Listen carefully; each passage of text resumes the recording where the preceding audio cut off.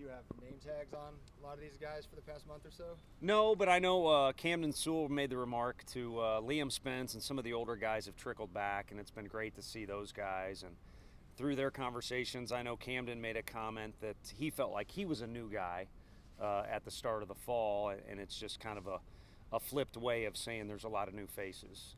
And, we've had some things come up too. There was kind of a 4-day illness thing that broke out on campus for a little while. So we've had guys sick. We've had other things come up where it doesn't feel like we've quite got the momentum going yet. But now that we're playing scrimmages and we're in our full NCAA allotted practice time, I think that's gonna pick up some steam here soon. You guys got a lot younger over the off season. Just how have they been handling that? I think the transition in the weight room is the most, it'll grab your attention the most aggressively, I guess. And I think that group, adjusted about as well as you possibly can. I mean, it's going to be difficult.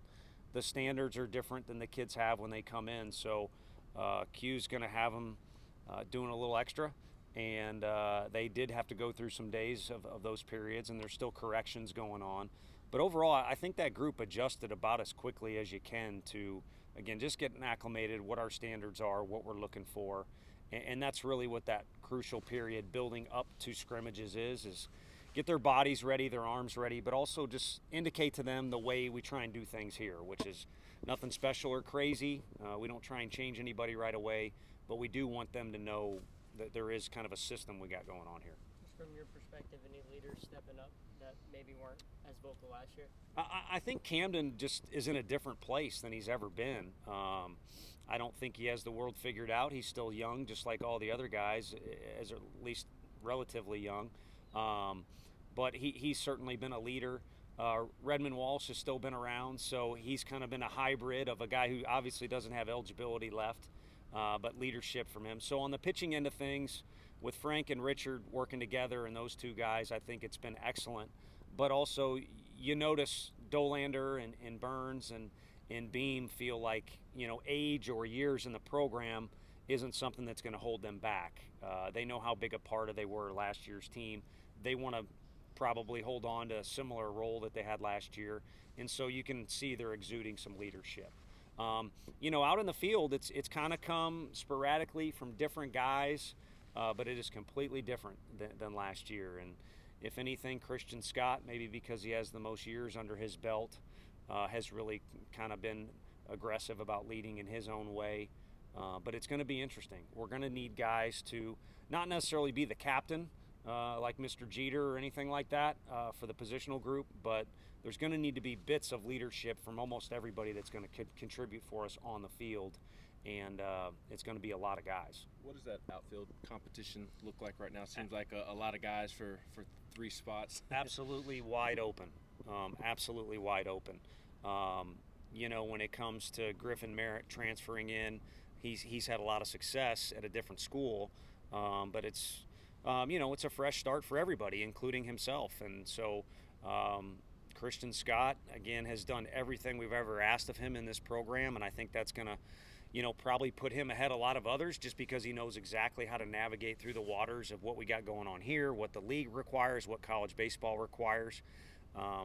But even with those two guys included, you could put them all in a hopper and say it is absolutely wide open. On the infield, it's a little easier to jump to conclusions at this point. That's all they would be, is conclusions. But I think if you ask me, don't hit me up this way, but if you hit me up every day and say who's your starting 3, it might be 3 different guys every day for the month of October. And then what have you seen from Jared getting back into the flow of being an everyday catcher? Yeah, some of the pitchers have asked. Drew Gilbert asked. I asked how his deal was in Houston. I know the Astros honored him and brought him in. I was upset I couldn't make that, but Duty's here called. But he was the latest to ask, how's Dickey look behind the plate? And he's another guy who's taken a leadership role in his own way. And one way that he's doing that is trying to take ownership of that position that he's trying to convert to. And we've got a couple others that are fully capable back there as well, but he's much improved behind the plate. Who are some of those young guys in the outfield, Chapman and guys like that? Yeah, Reese, I don't want to leave anybody out, but my gut instinct is to answer the way we've talked in the office. Reese Chapman, Dylan Dreiling, and Alex Stanwich are 3 guys that all very easily could have taken money in the draft Instead, they're here. But when you're a freshman, you kind of get knocked down and your world starts to speed up at times. So I don't think we've gotten the best version of them yet. I think as they get more and more comfortable by the end of the fall, you guys will be able to see, who they are and who they can potentially be. And those three guys could be really, really good players in this league. And how soon they can earn innings, especially vital innings in the spring, will probably be how soon can they learn to navigate through the waters of college baseball, knowing all the signs, just the little things. But if you see those guys in uniform, they're ready right now physically to compete in our league. With Griffin, how important was it to get a guy in the outfield with that experience, but also a right-handed bat in this lineup as well? Yeah, no, you sniffed it out there. Normally, as a college coach, you're starving for left-handed hitters. And for the first year since we've been here, and maybe the first year I've ever been coaching, it was a long conversation in the summer. Who's going to be a right-handed hitter? And I still don't know those answers. Again, cannot discredit what he did at University of Cincinnati and in a competitive league too. But it is a fresh start for him. It's year one here for him. And Hunter Ensley, you can't discredit what he did this summer for one of the best summer organizations ever. So it's encouraging that there's availability or there's options there now. Landing Griffin and having some other guys step up a little bit.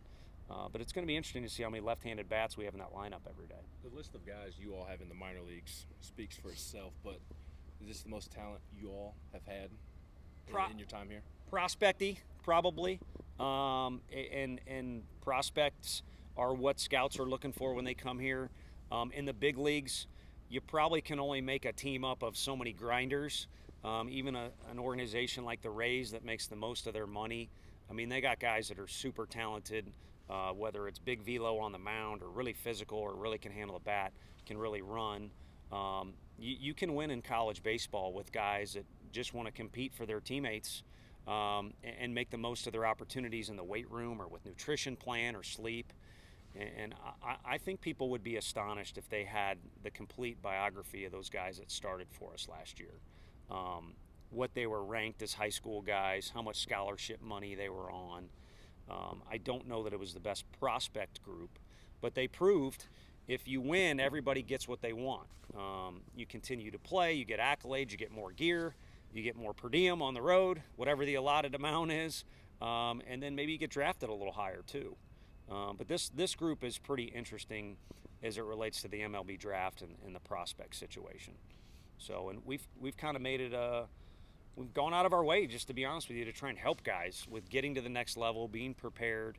And we have not had a guy turn down a major league offer since we've been here, whether it be in the draft or free agency deal, which sometimes it takes two to tango. Our coaching staff and an MLB's organization's interest to make that free agent deal work out with a kid. So you knew what Maui was capable of, but what's it been like watching him work out in the field so far? It's been good because I think he likes to be challenged. You know what you're getting skill-wise, but you don't know what you're getting as far as the makeup of the kid entirely. And that goes for other guys, too, that you recruit even when they're in high school and they transition straight to our place, because recruiting happens so fast now and so early, you don't really get the time to do that, it seems like, at least not for all of them. But it's encouraging that he likes to be challenged from the coaches. And then also I think he wants to lead in his own way too. He's made comments, he's done certain things. I think the biggest thing for now is just getting him acclimated for what we think our style needs to be and what we think wins in our league, and making sure he's not only on board with that, but he's kind of being the epitome of it, because that's what Cortland was for us last year, and then the guys in front of him too. He's the first one we've had here that's kind of a big name prospect or a Team USA guy, but the guys before him have done pretty dang well. And that's becoming a fun spot to talk about on our campus, is who gets to be the shortstop at Tennessee. And that's the way it should be. I mean, Chris Burke, I could go on about tradition here when things were going well, but just in our league, every year you see what happens in the draft. If you play shortstop in this league, you're expected to be a lot. And he's certainly capable of being that, but we got some work to do. Jason Lander said he's been working on his off speed to be more than just a get me over pitch. How do you feel like that's developing? Yeah, you can see it in the bullpen, and I think more than anything, his decision to stay here this summer, which was completely his. He had an opportunity to go off with Team USA. He wanted to give himself a chance to rest, recover, and then build up. And physically, he just looks different. If you guys, I don't know if you'll talk to him today or you'll see him today, but Google a picture from his freshman year or some video, and he just looks like a completely different guy physically. So he looks great there. And in the bullpen, you can see the off-speed pitches are more crisp. There's more shape to him. He's only had one outing out here so far. Kind of opening day for us was yesterday. And it looked good, but probably not yet where he wants to be yet. So it's good to have things to work on. He certainly had some fanfare last year and had some success, but you don't ever really figure this game out completely. You can ask Max that. You got to constantly be evolving, and so it's encouraging he's trying to do that on the physical side and the mental side, even though he's one of our more talented guys.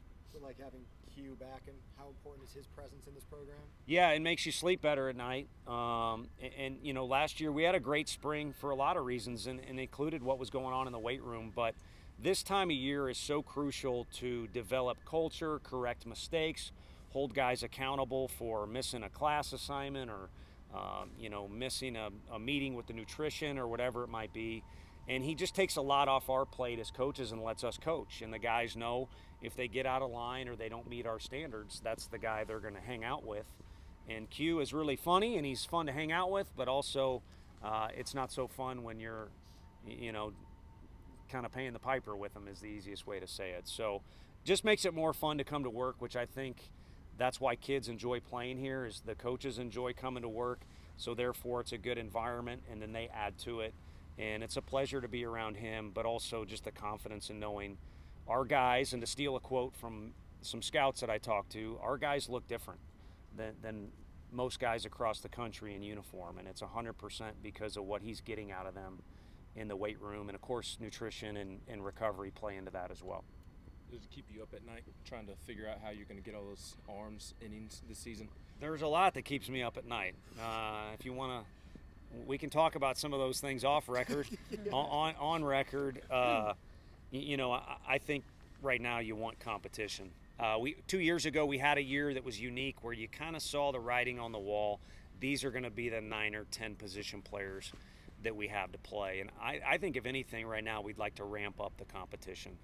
I will say the freshmen, if they prove they're the best guys, we'll throw them. I mean, Bernsey and Beam and Wyatt Evans throwing in the SEC championship game last year, we've proven we're not afraid to throw freshmen. And you kind of need to, so they develop and they're ready to be the next guys. But it's going to be an absolute war. And some of those freshmen I'm just kind of sizing it all up right now. I'm not, putting a ceiling on anybody, are going to really need to be patient. But I mentioned Max Scherzer earlier. That's a guy who was a part of a phenomenal pitching staff, had to be more patient than he wanted to be, and just kind of get his feet wet and get some innings. But as he developed, when those innings opened up, he was ready to rock and roll. And I think that's the difference between recruiting and actually coaching. Reality is it's difficult as a freshman to make a huge impact in this league. You got to be special physically and mentally. And again, some of those guys could do that. But a big theme for them is if they stay patient, look at Coach Anderson's resume. We've been able to do some nice things here. They'll enjoy the rest of their career if they've got some perspective that way. Where have you seen the biggest growth from Burns and Beam after 1 year in the program? Yeah, Burns just physically looks great.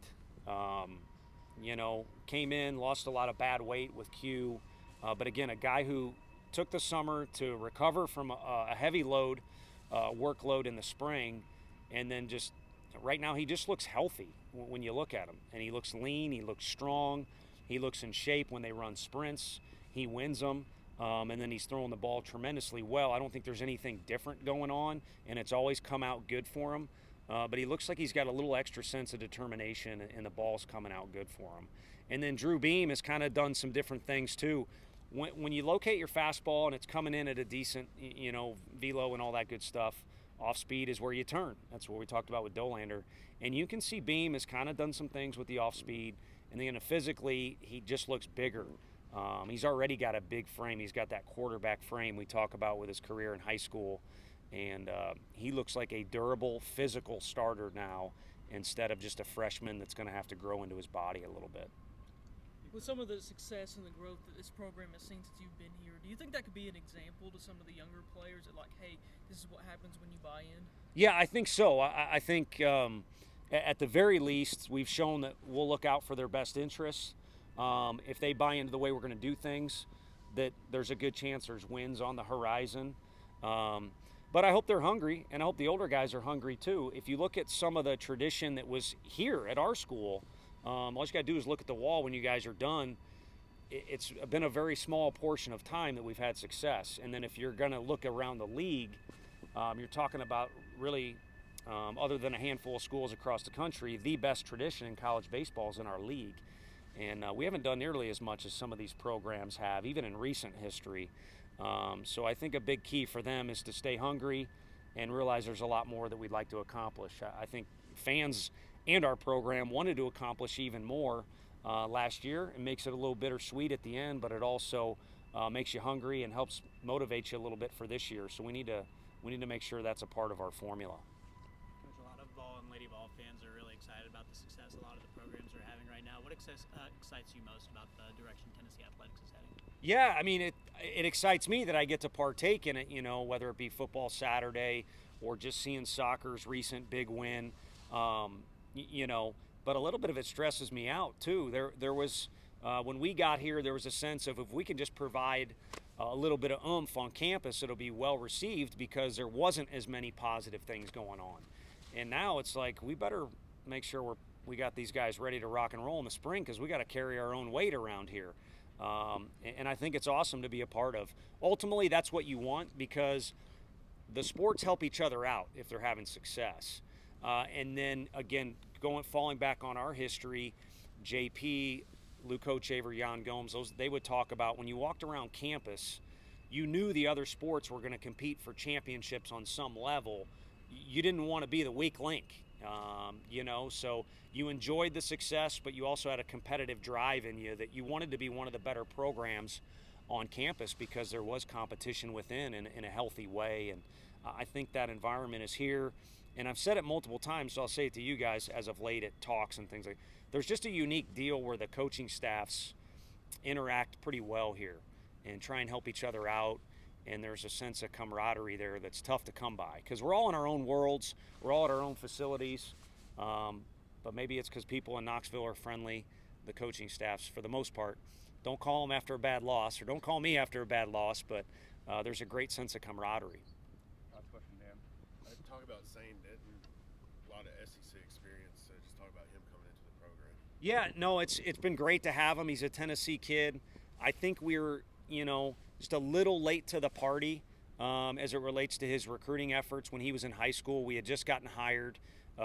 We were able to kind of get in there and get an offer with him, but he had a really long existing relationship with Alabama, including their hitting coach that was there his first couple years. But it's just been great to have him here because when we face him, it's like, man, this Tennessee guy, it'd be great to see him in a Tennessee uniform. But also he shores up a spot that is one of the more difficult spots in college baseball to fill. Maybe other than having a catcher, that's the spot. You need a great defender in there, but it's also a spot like the big leagues. You expect great things offensively. And when you talk about Andre and Trey and Rucker, those are three guys that sat in the middle of the order, made every play for us, and shored up a position that, maybe we weren't quite as rich in wealth when we first showed up here. And I think part of the success in the program has been we've had a dynamite player at that position. And he really impressed us with how much better he got defensively, how he took care of his body or developed physically there, and then hitting. Everybody knows he's fully capable of doing that. Thanks, Coach. Appreciate it. Thanks, Tony. Thanks, Coach.